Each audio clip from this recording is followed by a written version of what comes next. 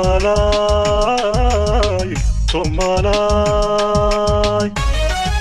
Somalay, Somalay, Garadlay,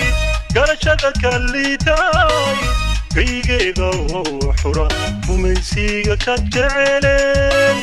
Somalay, Somalay, Somalay, Tanta Garo.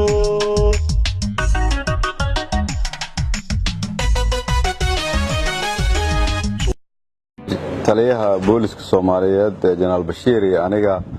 waxaan caawa saqda dhexe aadnay isbitaalada ay ku jiraan bukaankii ku dhaawacmay qaraxii maanta dhacay waxaan marka hore u taxsiyeenaynaa dadkii ku dhintay eheladoodii ilaahay samir iyo iimaan ka siiyo waxa kale oo ilaahay u baryaynaa aniga generaalka anigoo ku hadlaya dhammaan magaca dawladda Soomaaliyeed in ilaahay uu caafiyo dadka xanuunsan oo isbitaalada ku jira intaas ka sokow waxa dhacay maanta wuxuu ahaa qarax ay geysteen qoladii arxaan laawayaasha ah oo dadka baabi'iya oo dadka dhaawaca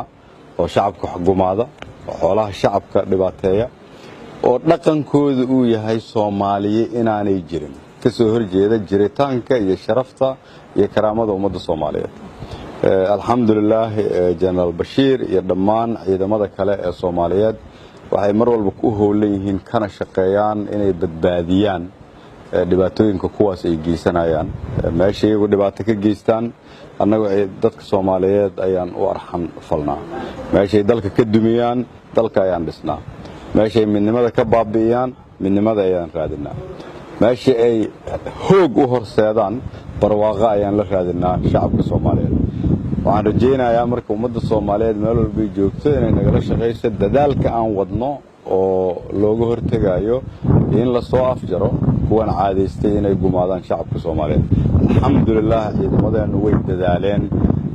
bilihii la soo dhaafay waxaan u ballan qaadayaa shacabka Soomaaliyeed in dadaalka la sii wadi doono la sii dardar geli doono ugu dambeyntii dadka dhaawacmayna waa loo gargaari doonaa kuwa magaalada Muqdisho iyo dalka Soomaaliya wax looga qaban karana waxba looga qaban doonaa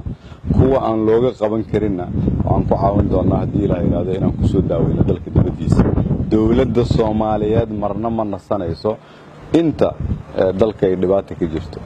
inta aan ka adkaanayno kuwa caadaystay inay shacabka gumaadaan qof walba oo Soomaaliyeed oo dhaawac ama dhib soo gaarana inta amnigu 100% ka noqonayo waxaan ka shaqeyn doonaa inaan u gurmano si walba oo ugu gurman karno ama dalka gudihiisa ama dalka dibadiisa mar labaad waxaan taasi u dirayaa dadkii ku geeriyooday eheladoodii waxa kale Ilaahay u baryayaa kuwa ku dhaawacmay maanta Ilaahay inuu si dhaqso caafimaad u siiyo waa mahadsantiin. Wassalaamu calaykum wa rahmatullahi wa barakaatuh.